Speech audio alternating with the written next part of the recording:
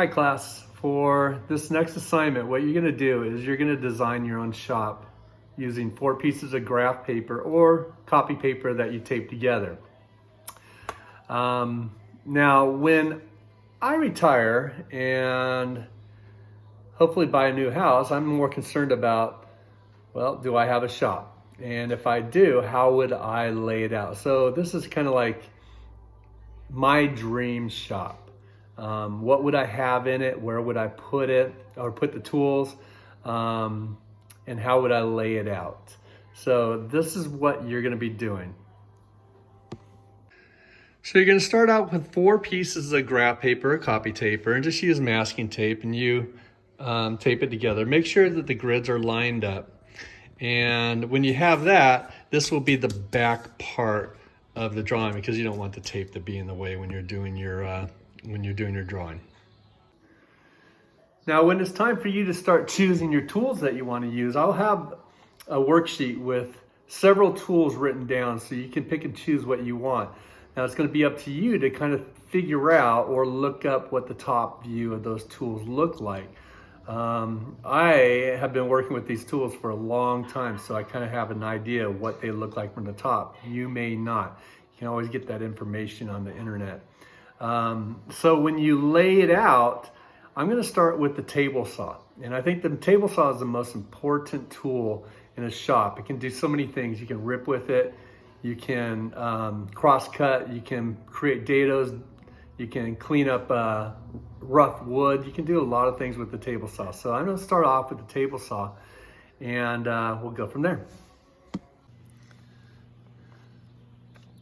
So at 20-to-1, here's my table saw. And it came out to roughly 3 3/4 inches long by 3 3/4 inches. And you can see some of the little components I put on the table saw. Like here's the actual blade, here's the fence, and here's the guide for the fence that will determine how far I want it to be from the blade. And so there's my table saw. And I put it in the top left quadrant. Okay, this little thing right here, that's my bandsaw. So from the top view, looking down, this is the tabletop for the bandsaw. Here is one of the pulleys in this housing right here, and here's the motor for it. And the bandsaw is roughly about 24 inches by 24 inches. So if it's 10-to-1, that would be 2.4 inches. But since it's 20-to-1, it's half of that. So it's about 1.2 inches. So it's 1.2 inches square. So this is where I'm gonna put my bandsaw. I'm gonna label it right here, bandsaw.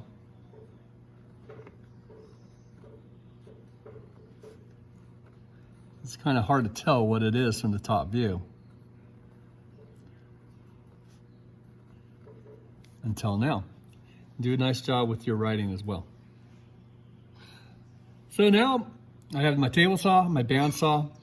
Now I'm gonna figure out where I want to put my other tools. Now remember, you need 10 tools.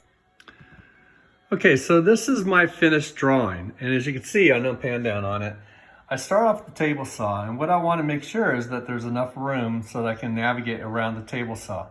The other tools that I chose for my shop would be a bandsaw, a disc sander, belt sander, that's a 6-inch belt sander, a 1-inch belt sander, an oscillating spindle sander. Over here I have a floor drill press. We have many of them. Over here I have an 18-inch planer. I also have a lathe, have my assembly table, have to have that. Over here I have a tool cabinet as well as a miter saw. I have a radial arm saw right here that's located by the back door. I have a scrap wood box, and what shop wouldn't be complete with its own restroom? Who wants to take, all that sawdust inside? So there you go. And a couple more things. I have a lumber rack, and I have 2 doors, one on this side of the building I have one on this side of the building, but I also have a bay door, which is represented by this thing right here. So that's kind of like our roll-up doors that we have in our shop. Okay, so that's what mine looks like from the top. Okay, so when you are designing your drawing, think about where you're going to place your tools. Think about what tools you want, which ones are critical. Like, for example, if say I'm making a ukulele or guitar, what tools do I need to have for that build? And and I just kind of reminded myself that I do need a router table, so I'm going to add that to my working drawing too. Make sure you label all your tools and space it out correctly. Use templates and rulers and things that make it so it looks neat and professional. And when you're done with it, you're going to basically take a picture of it with your phone and just submit it on Google Classroom. It's going to be worth 30 points and should take you a little bit of time, but you'll have all week to work on it. All right.